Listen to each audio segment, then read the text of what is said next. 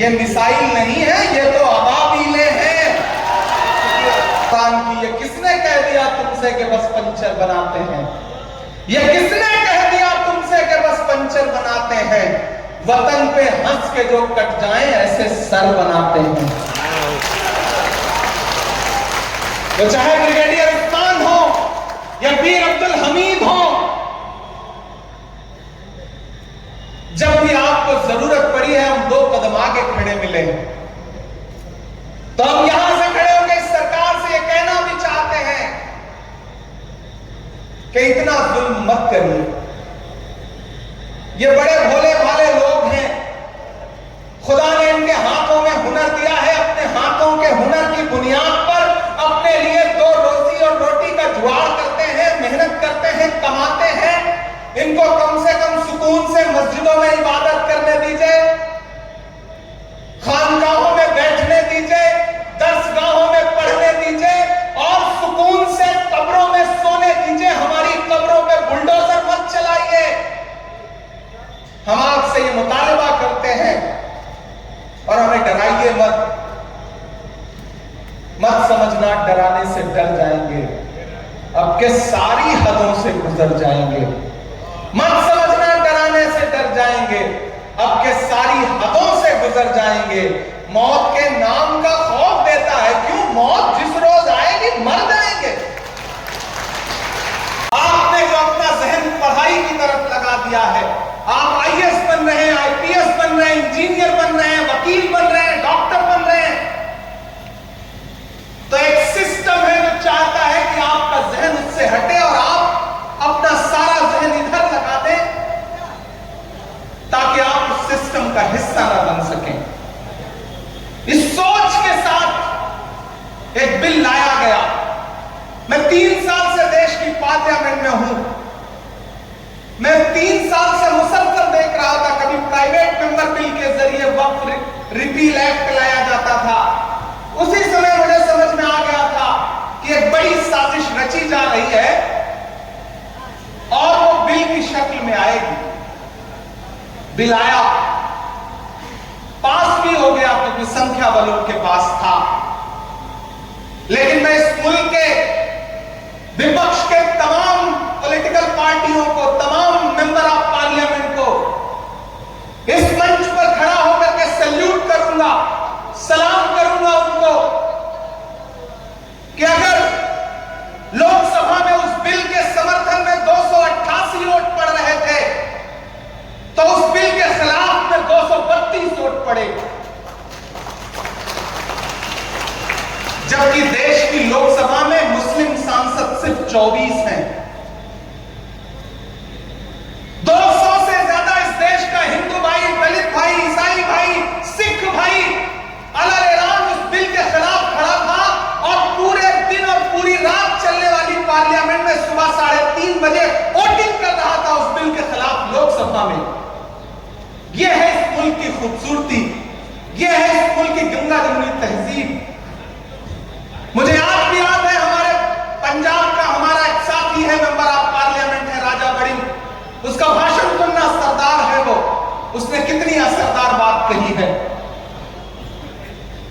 मुझे फख्र है इस मुल्क की गंगा जमुनी तहजीब पर, भले ही उसको पामाल करने की कितनी साजिशें की जाए, लेकिन जब राज्यसभा में अगले दिन यह बिल आया तो अगर इस बिल की हिमायत में 128 वोट पड़े तो अपोजिशन के 95 मेंबर ऑफ पार्लियामेंट राज्यसभा में ऐसे थे जो इस बिल के खिलाफ खड़े थे।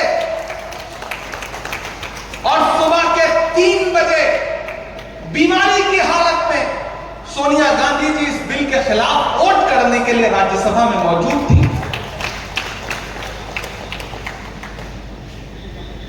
हमी को कातिल कहेगी दुनिया, हमारा ही कत्लेआम होगा। हमी को कातिल कहेगी दुनिया, हमारा ही कत्लेआम होगा। हमी कुएं खोदते फिरेंगे, हमी पे पानी हराम होगा। ये जो साजिशें हैं इन्हें समझने की जरूरत है और डरने की जरूरत नहीं है, और आप डरने वाले लोग भी नहीं है। मैं कौलाल ऐलान देश की पार्लियामेंट में खड़ा होकर के आपके हवाले से बोल के आया हूं और पूरे मुल्क में जाके ये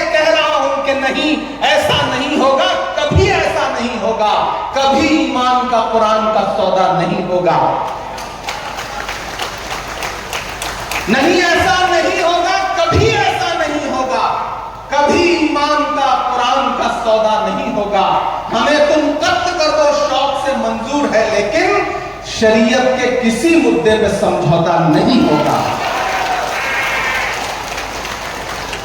नहीं होगा। लेकिन एक बात मैं यहां खड़ा होकर कहना चाहता हूं, मुस्लिम पर्सनल लॉ बोर्ड के तमाम जिम्मेदारान बैठे हैं, हमारे तमाम सियासी साथी बैठे हैं, कि हुकूमतों ने आपको परेशान करने के लिए, आपको पामाल करने के लिए अपने तरीके बदल दिए हैं, अपने हथियार बदल दिए हैं, तो आपको भी लड़ाई के तरीके बदलने पड़ेंगे। आपको अपनी लड़ाई के तरीके बदलने पड़ेंगे, आपको अपनी भाषा बदलनी पड़ेगी। मैं बहुत जिम्मेदारी से यह बात कह रहा हूं, और यह बात इसलिए कह रहा हूं कि मैं रांची में खड़ा हूं। यह वह सरजमीन है जहां तकरीबन 3.5 साल मौलाना अबुल कलाम आजाद ने नजरबंद रह करके गुजारा है।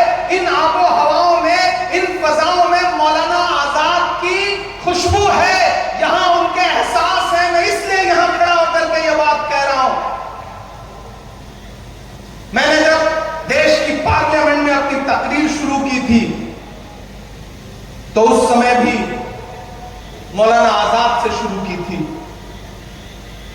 मैंने कहा था कि 1947 में जामा मस्जिद की सीढ़ियों पर खड़े होकर के जब मौलाना आजाद ने तकरीर की थी और यह कहा था कि कहां जा रहे हो, यह है तुम्हारा मुल्क, यहां तुम्हारे आबाओ अजदाद की कब्रें हैं, तो लोगों ने अपने सरों की गठरियां उतार के रख दी थी। और आज उसी जामा मस्जिद की सीढ़ियों के पास सोए हुए मौलाना आजाद को फिर से सजा देनी पड़ेगी कि यह मेरी कब्र है, यह सरकार की जागीर नहीं है। यह सरकार जो आपकी इबादतगाहों को, आपके कब्रिस्तानों को अपनी जागीर बना लेना चाहती है, दरअसल मुखालफत उस सोच के खिलाफ है। वो जो अमेंडमेंट लेके आए हैं, उसमें कुछ अमेंडमेंट इतने खतरनाक हैं कि अगर वो जमीन पर उतर गए और लागू हो गए तो हर शहर में, हर जगह ये सरकार एक अलग तरीके की फिरका परस्ती फैलाना चाहती है। हम लोग उसके खिलाफ पार्लियामेंट में भी लड़ रहे थे, सुप्रीम कोर्ट में भी लड़ रहे हैं।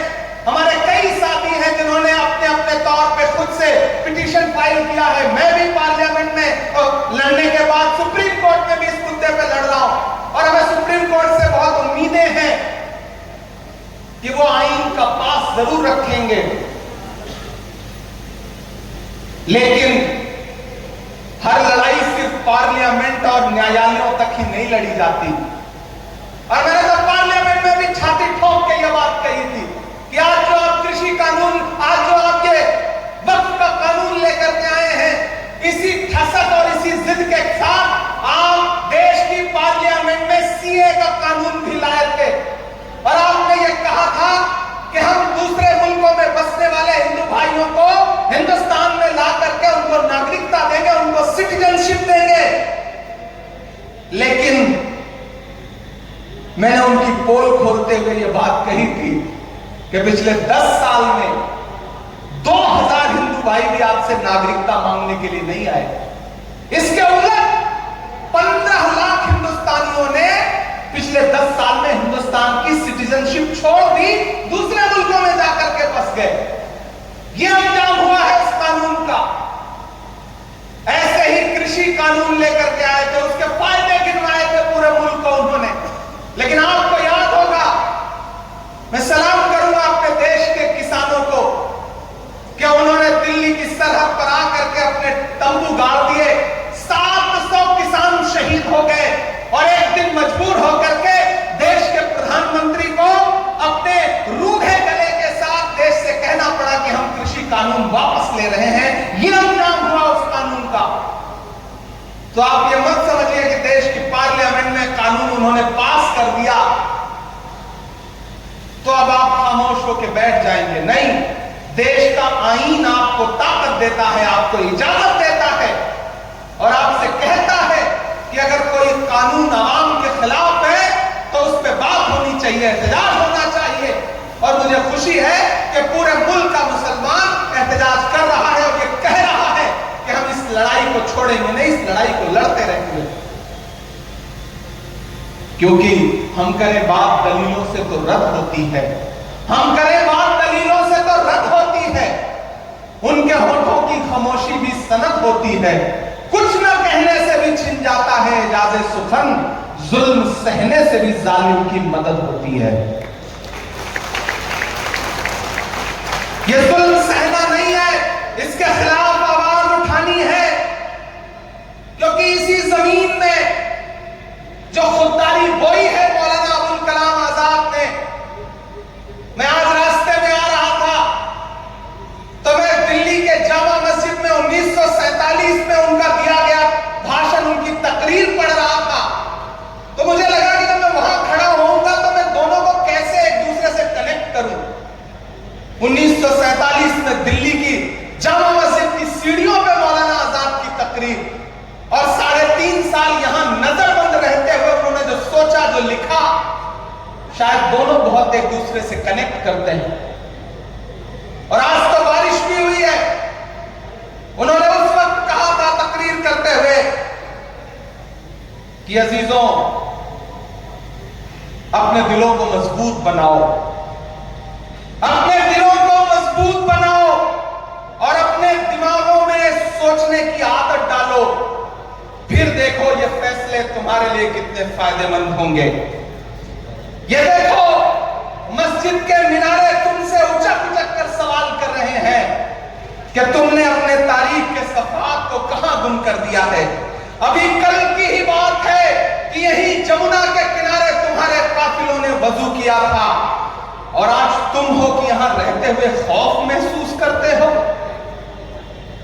अजीजों, अपने अंदर एक बुनियादी तब्दीली पैदा करो। तुम्हारा खौफ बेजा है। मुसलमान और बुज़दिली एक जगह जमा नहीं हो सकता। सच्चे मुसलमान को कोई ताकत हिला नहीं सकती है, ना कोई खौफ डरा सकता है। चंद इंसानी चेहरों के गायब हो। तुमने भारत को दंगा ही दंगा दिया। तुमने एक रंग के ख्वाब देखे, मगर हमने हिंदुस्तान को तिरंगा दिया। ये तिरंगा बदन पर लपेटे हुए एक दिन इस जमीन में उतर जाएंगे। मत समझना डराने से डर जाएंगे। हुकूमतों को यह बात समझ लेनी चाहिए, और वो समझ भी रहे हैं।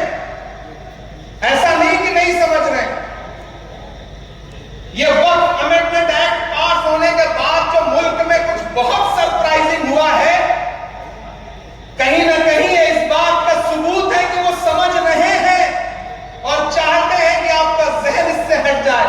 लेकिन मैं मुस्लिम पर्सनल लॉ बोर्ड को सलाम करूंगा कि उन्होंने कहा है कि नहीं, हम जहन नहीं हटने देंगे। हम लगातार लोगों को बेदार करते रहेंगे और बेदार कर रहे हैं। मैं मेंबर ऑफ पार्लियामेंट हूं, मुझे आपकी दुआओं ने पार्लियामेंट में पहुंचाया। मैं आप सबको, अपने बुजुर्गों को भरोसा दिला रहा हूं कि जहां भी, जब भी आप सबको जरूरत लगे, यहां हमारे श्रीनगर से मेंबर ऑफ पार्लियामेंट रूहुल्लाह साहब बैठे हैं, मुहिबुल्लाह नकवी साहब बैठे हैं, जियाउर रहमान बख्श साहब बैठे हैं, हम सब आपको भरोसा दिलाते हैं कि आपको जब भी जरूरत हो आप आवाज लगाइए। खुदा ने हमें जो भी ताकत दी है, उस तमाम ताकत के साथ इस लड़ाई में आपके साथ शाना बशाना खड़े हैं। ये नहीं देखेंगे कि क्या नफा होगा, क्या नुकसान होगा। जो होगा होगा। ये लड़ाई बहुत जरूरी है और ये लड़ाई बहुत अहम है। हम इस लड़ाई में आपके साथ खड़े हैं। आपका एक बार फिर से बहुत शुक्रिया। हम इस लड़ाई को जीतेंगे क्योंकि हम हक पर हैं, हम सच्चाई पर हैं। और आप भरोसा करिए कि सच्चाई से बड़ी कोई ताकत नहीं होती है। बीच में आपको याद होगा कि जो छोटी छोटी पॉलिटिकल पार्टियां हैं जो आजकल भाजपा के इशारे पे कुछ भी करने को तैयार है, उनके सहयोगी बनकर घूम रहे हैं, वो मीडिया में बाइट दे रहे थे कि नहीं नहीं, वक्त के बिल चिराग पासवान दिला रहे थे। कौन दिला रहा था? जयंत चौधरी दिला रहे थे। कौन दिला रहा था? नीतीश कुमार दिला रहे थे। कौन दिला रहा था? अजीत पवार दिला रहे थे। कौन दिला रहा था? चंद्रबाबू नायडू जी दिला रहे थे। तो मैं तो उन सब से कहना चाहता हूं कि कलम से और न स्याही से बात करना है, कलम से और न स्याही से बात करना है, वजीर से न सिपाही से बात करना है। हमारे बीच में दरबारियों को मत भेजो, हमें तो जिल्ले इलाही से बात करना है।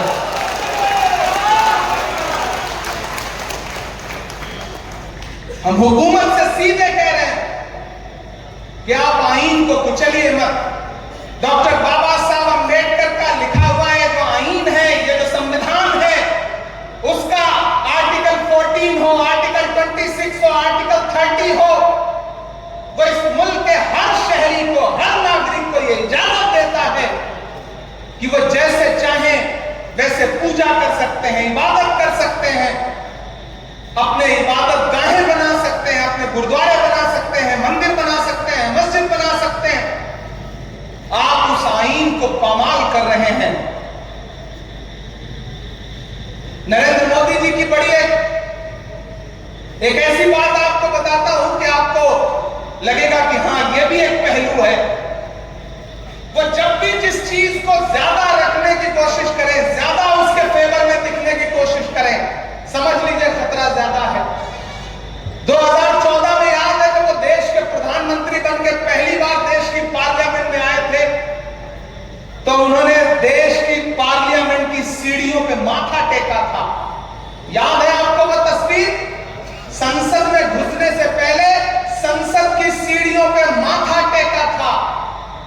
और अंजाम फिर क्या हुआ कि 10 साल बीतते बीतते उन्होंने पुरानी संसद ही बदल दी, नई संसद बना दी। इस बार उन्होंने क्या किया है? इस बार उन्होंने संविधान को माथा टेका है, इसलिए खतरा बहुत बढ़ गया है। ये जो एक्ट ला रहे हैं दरअसल ये संविधान को बदलने की साजिशें हैं। और उनके तमाम नेता हो, चाहे लल्लू सिंह हो, चाहे अनंत हेगड़े हो, चाहे प्रिया मिर्धा हो, चाहे अरुण गोविल हो, उन्होंने चुनावी नारों में कहा है कि हम संविधान बदलेंगे, हमें 400 सीटें दीजिए। वो तो भला हो इस देश के अमन पसंद लोगों का कि उन्होंने 400 पार का नारा लगाने वालों को 240 पे लाके अटका दिया।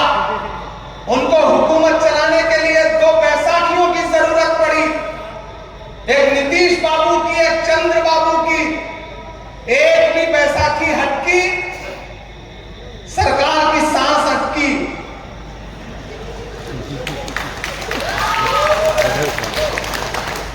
इसलिए जब हुकूमत ये दिखा रही है कि वो बहुत ताकतवर है, वो जो चाहे वो कर सकती है, तो आप ये समझ लीजिए कि हाकिम डरा हुआ है। डरा हुआ इंसान आवाम को ज्यादा डराने की कोशिश करता है, इसलिए डरना नहीं है, बिल्कुल डरना नहीं है। हुकूमत की आंख से आंख मिला के कहना है कि मैं ये नहीं कहता कि मेरा सर न मिलेगा, मैं ये नहीं कहता कि मेरा सर न मिलेगा, लेकिन मेरी आंखों में तुझे डर न मिलेगा।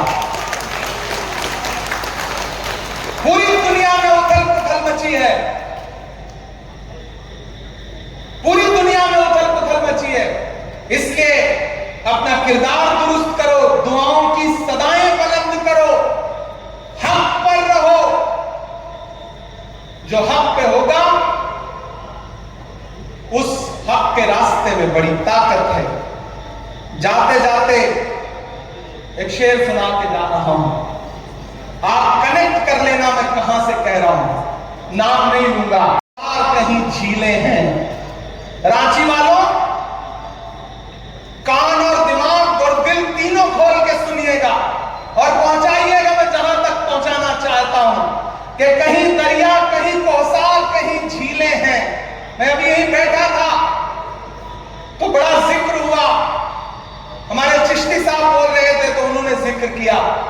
बैठे बैठे ये मिसरे हुए कि कहीं दरिया, कहीं कोसार, कहीं झीलें हैं। ऐ मेरे रब तेरे होने की ये तफसीलें हैं। कहीं दरिया, कहीं कोसार, कहीं